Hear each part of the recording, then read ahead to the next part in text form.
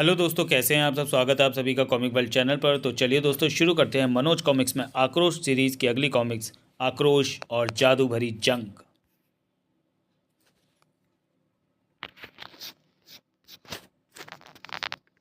आक्रोश और जादू भरी जंग। लेखक तिलक, संपादन सावन संदीप, विषय चित्रांकन दिलीप कदम, जयप्रकाश जगताप।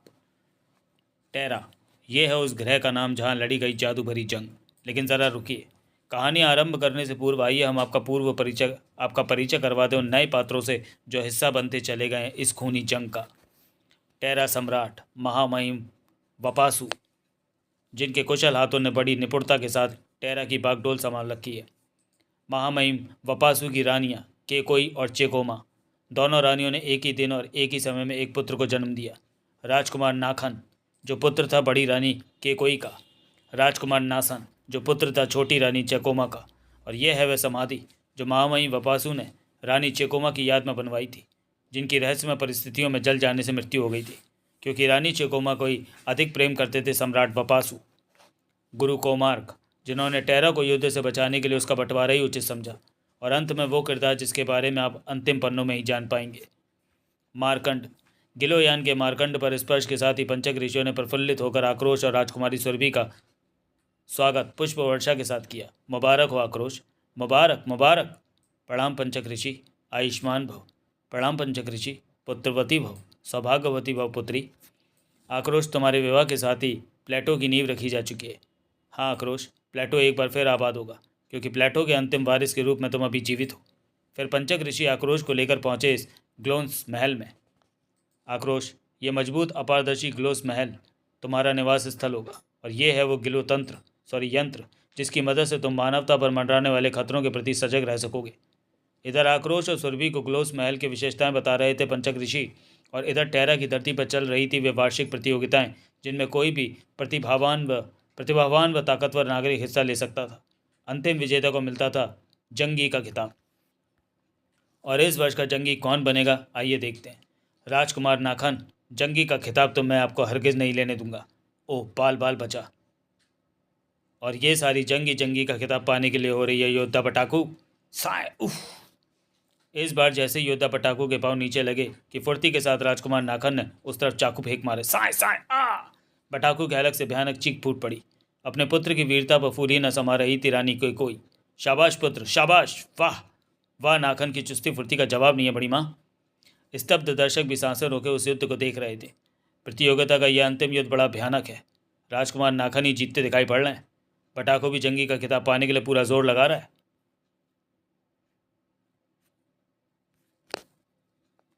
और इधर विजेता बनाने के लिए जबरदस्त संघर्ष जारी था। योद्धा पटाखो, बचा मेरा ये वार। हा हा हा साय आ।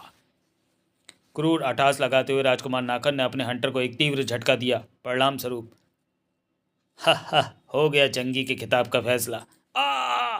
पटाखो के जिस्म से मांस के लोथड़े उड़ाता हुआ हंटर खुलता चला गया था, और सिर के बल भूमि पर गिरने के साथ ही पटाखू के प्राण पखेरु उड़ गए।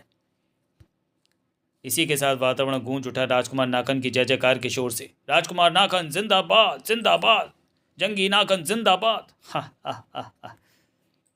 रानी के कोई ने अपनी बाहों में समेट लिया नाखन को। यह बाहुबल सदैव ऐसे ही बना रहे पुत्र, जरूर बना रहेगा तेरे बेटे का, जरूर बना रहेगा। तेरे बेटे का सामना करने का साहस भला किसमें होगा माँ।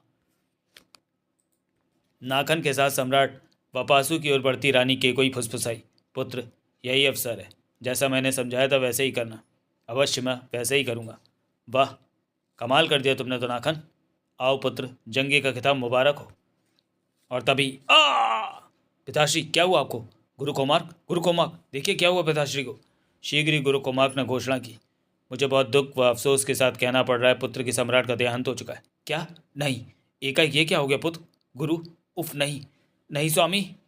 पछाड़ खाकर गिर पड़ा था नाखन, और शोक में डूब गया संपूर्ण टेरा ग्रह। और एक दिन, क्या ये तुम क्या कह रहे हो नाखन। नाखन ठीक कह रहा है गुरु कोमार्क। क्षमा करें गुरु कोमार्क, माताश्री ठीक कहती हैं। मुझे टेरा का राज सिंहासन चाहिए। ये तुम क्या कह रहे हो पुत्र नाखन। नासन भी राज सिंहासन का उत्तराधिकारी है। कुछ भी हो गुरु कोमार्क, राजकार अब मैं खुद देखूंगा। नाखन, अभी पिताश्री की चिता की राख भी ठंडी नहीं हुई और तुम। जबरदस्त प्रतिरोधपूर्ण स्वर में चीख पड़ा नासन। जहर से भर उठा नाखन। ओह, तुम्हारे चेहरे पर प्रतिरोध दिखाई पड़ रहा है नाखन, सॉरी नासन। लेकिन याद रखो, या तो आज मैं इस राज सिंहासन पर पदासीन होकर रहूँगा, या फिर जबड़े बज गए थे नासन के, या फिर आज ही होगा बंटवारा। क्या? और रानी केकोई की ओर देखते हुए जैसे सब कुछ समझ गए गुरु कुमार। ठीक है नाखन, बंटवारा होगा अब टेरा का, क्योंकि हम समझ गए कि बंटवारा नहीं हुआ तो युद्ध होगा। बंटवारा ही होगा पुत्र, बंटवारा ही होगा। ठीक है गुरु कुमार, किंतु ये कार्य शीघ्र ही होना चाहिए। और इस प्रकार हुआ बंटवारा।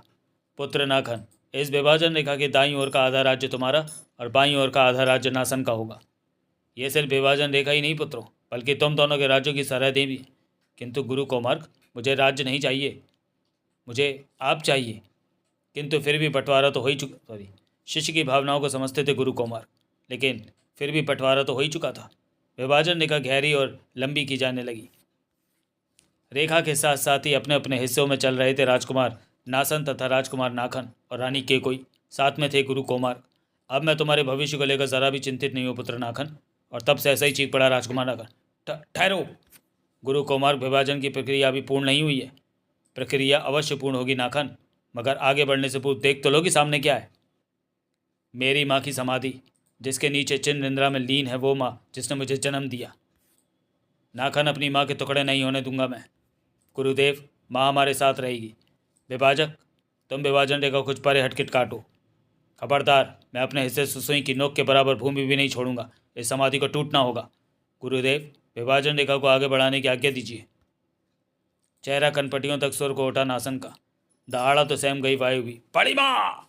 उफ, आपको तो अब माँ कहते हुए मुझे शर्म आती है। एकाएक ही भर्रा गया नासन का स्वर। नाखन, देख, मान जा, ममता के 2 हिस्से मत कर।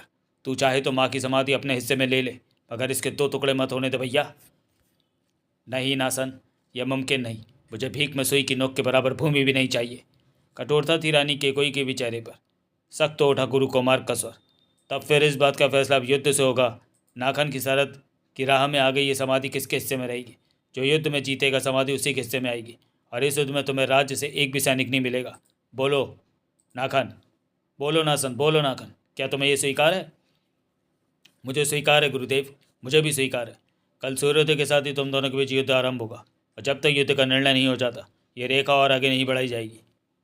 और उसी रात रानी केकोई के कक्ष में, काली चुड़ैल, मैंने बिल्कुल वैसे ही किया जैसा तुमने कहा था। नाखन को बंटवारे के लिए उकसाया और बंटवारा हो भी गया। पिंजरे में बंद उस खूबसूरत पक्षी को देखकर रानी केकोई का चेहरा सफ़ेद पड़ा हुआ था, जबकि भयानक ढंग से ही करके हंस रही थी काली चुड़ैल। अगर तुम वैसा नहीं करती तो मैं इस खूबसूरत पक्षी का गला दबा देती। नहीं, ऐसा कभी मत करना। होठों पर रहस्यपूर्ण मुस्कान लिए आगे बढ़ती चली गई काली चुड़ैल। ठीक है, लेकिन जिस पल तुमने मेरा कहा मानने से इनकार किया, ये पक्षी जिंदा नहीं बचेगा। कक्ष की खिड़की से अंधकार में लोप होता चला गया चुड़ैल का चेहरा। इधर सूर्योदय से पूर्व ही आमने सामने आ पहुंचे थे राजकुमार नाखन और राजकुमार नासन। युद्ध के लिए तैयार होकर आए हो ना भाई? नाखन, मैं तुम्हें अपने हिस्से का राज्य भी देने को तैयार हूँ, अगर हरगिज़ नहीं।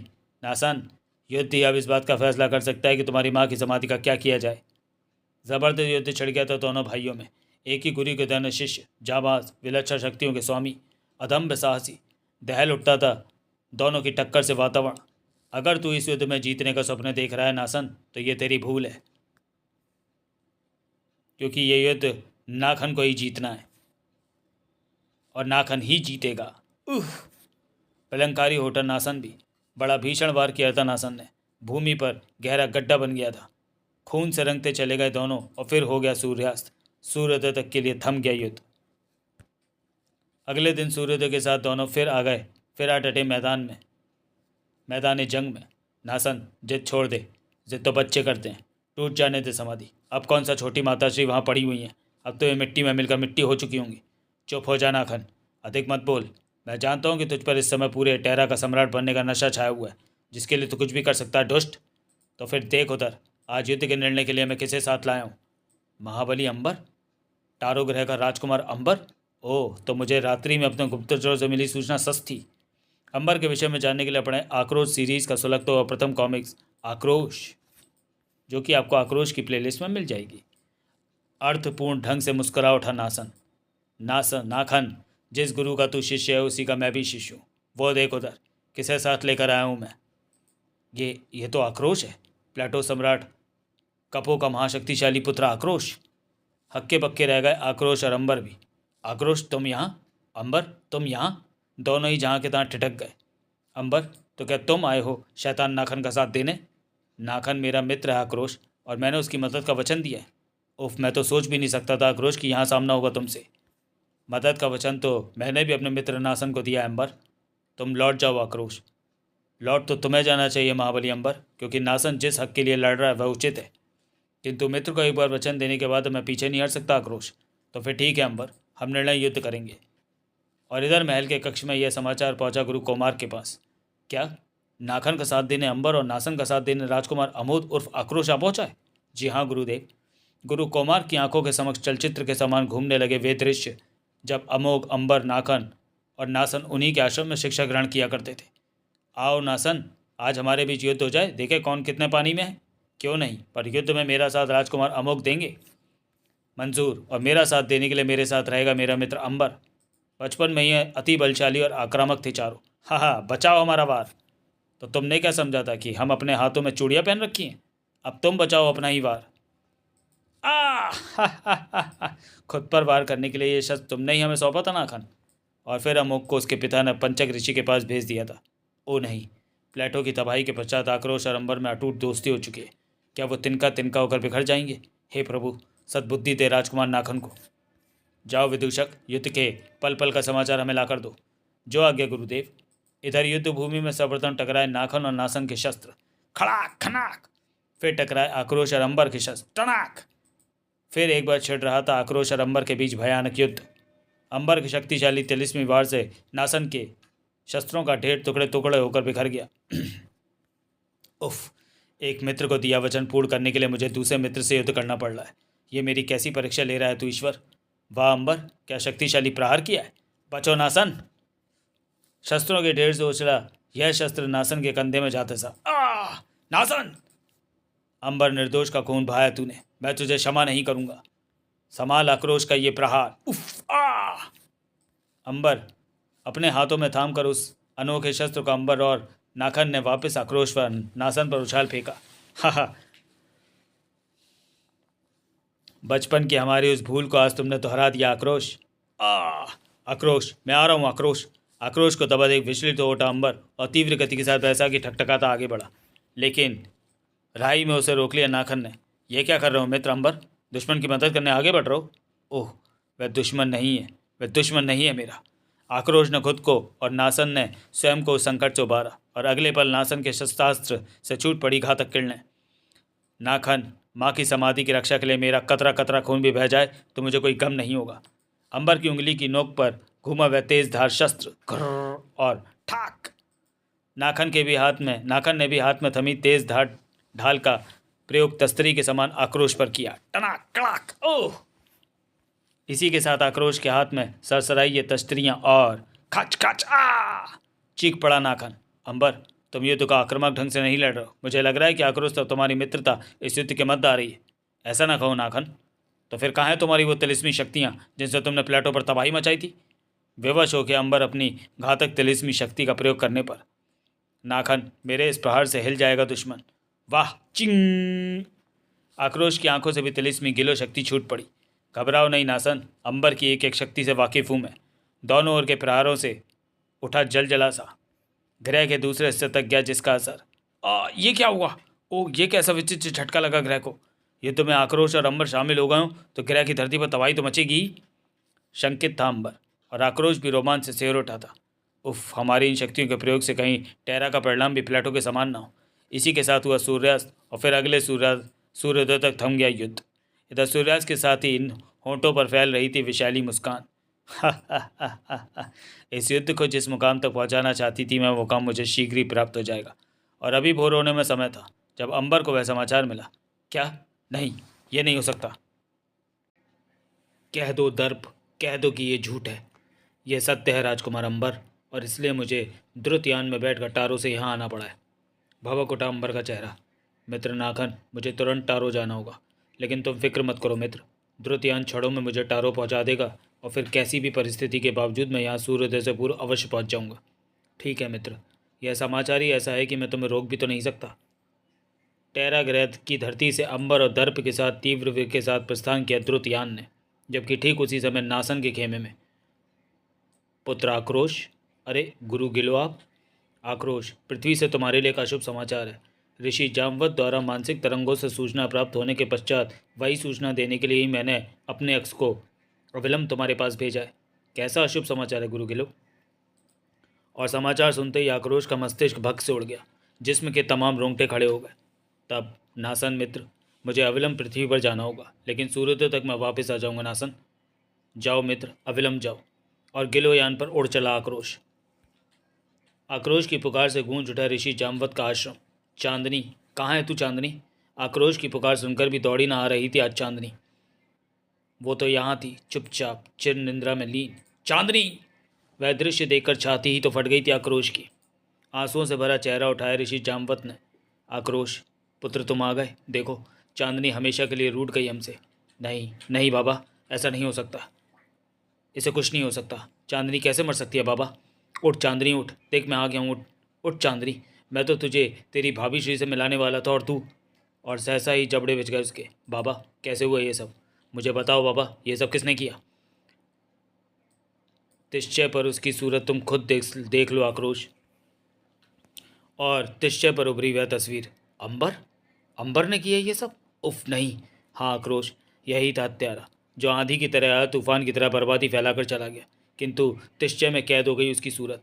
और फिर गिलोयान की ओर बढ़ते हुए आक्रोश की रग रग में अंगारे मचल रहे थे। अंबर, मैं जानता हूँ कि तुमने ये नीच हरकत मुझे रणभूमि से दूर हटाने के लिए की है, लेकिन आज सूर्योदय के साथ ही तुम मुझे वापस रणभूमि में पाओगे, नाखन और अपनी मौत के रूप में। ज्वालामुखी फटने से पूर्व जो खलबली भूमि में मच रही होती है, वही खलबली उस समय आक्रोश के सीने में मच रही थी। महल के उस कक्ष की ओर झपट पड़ा अंबर। अम्बी, पुत्र अम्बी। आंखें फट पड़ी अंबर की। नहीं, किसने की मेरे पुत्र की हत्या? अंबर, हमारा बेटा, हमारा अम्बी हमें छोड़कर चला गया। और तब सेना नायक ताड़ी, क्या यही है तुम्हारी सुरक्षा व्यवस्था की? कोई महल में प्रवेश कर हमारे पुत्र की हत्या कर गया? राजकुमार अंबर, मेरी व्यवस्था में कोई कमी न थी। पता नहीं कब हत्यारा आकर नन्हे राजकुमार की हत्या कर गया, किंतु हत्यारे के इस मुकुट ने हमें पशुपेश में डाल रखा है राजकुमार अंबर, क्योंकि इस पर प्लेटो के राजघराने का चिन्ह अंकित है। ये तो आक्रोश का मुकुट है। ओह, इसका मतलब हुआ कि आक्रोश ने यहाँ पहुंचकर मेरे पुत्र की हत्या कर दी, ताकि मैं आज सूर्योदय तक रणभूमि में नहीं पहुंच पाऊँ। मगर नहीं, मैं रणभूमि में अवश्य पहुंचूंगा, और इस बार आक्रोश और नासन की मौत मेरे हाथों अवश्य होगी। द्रुतयान द्रुत वेग के साथ टारों की धरती से दूर होता चला गया। आक्रोश, आ रहा हूँ मैं आक्रोश, अपने पुत्र की हत्या का बड़ा भयानक बदला लूंगा मैं। जबकि सूर्योदय होने में बचे थे अब कुछ ही क्षण, और फिर सूर्योदय के साथ गूंज उठी ललकारें। आक्रोश, अंबर, नासन, नाखन। नाखन और नासन की गदाओं के जबरदस्त प्रहार हुए एक दूसरे के जिस्मों पर। ताक ताक।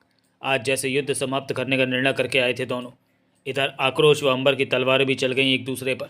हत्यारे, तुझे मित्र कहने से पूर्व ही क्यों न समाप्त कर दिया मैंने? और मैंने भी क्यों पाला आस्तीन में नाग? नाखन और नासन में भी भयानक जंग हो रही थी। काक। नासन, आज मैं इस युद्ध को समाप्त कर दूंगा। अगर तेरी यही मंशा है दुष्ट, तो यही सही, यह युद्ध मैं भी आज ही खत्म करना चाहूँगा। जबकि इधर लहूलुहान हुए जा रहे थे आक्रोश और अंबर। आक्रोश, हत्यारे, मेरे बेटे ने तेरा क्या बिगाड़ा था? तेरा सीना नहीं दहला उसकी हत्या करते हुए? हत्यारा मैं नहीं, तू है अंबर। तूने मेरी नन्ही बहन चांदनी को पृथ्वी पर जाकर मारा है, ताकि मैं इस युद्ध से हट जाऊं। खचाक। दोनों घायल होकर पृथ्वी पर गिर पड़े थे। गलत, ये झूठ है, मैंने तुम्हारी बहन की हत्या नहीं की। इसे पहचान ले आक्रोश, ये मुकुट तेरा है, और ये मुझे वहाँ मिला है जहाँ मेरे बेटी की हत्या हुई है।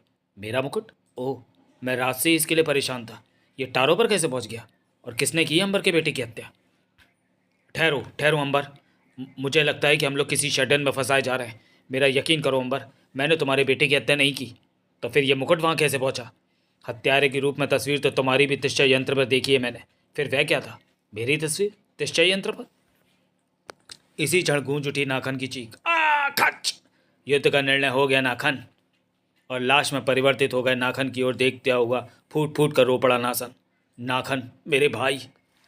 उसी समय महल में, काली चुड़ैल, ये युद्ध तुम्हारे कारण हुआ है, इसे रुकवा दो, वरना मैं नुपूती हो जाऊंगी, क्योंकि नाखन, नासन और आक्रोश अंबर में भयंकर युद्ध छिड़ा हुआ है। हा हा हा हा हा।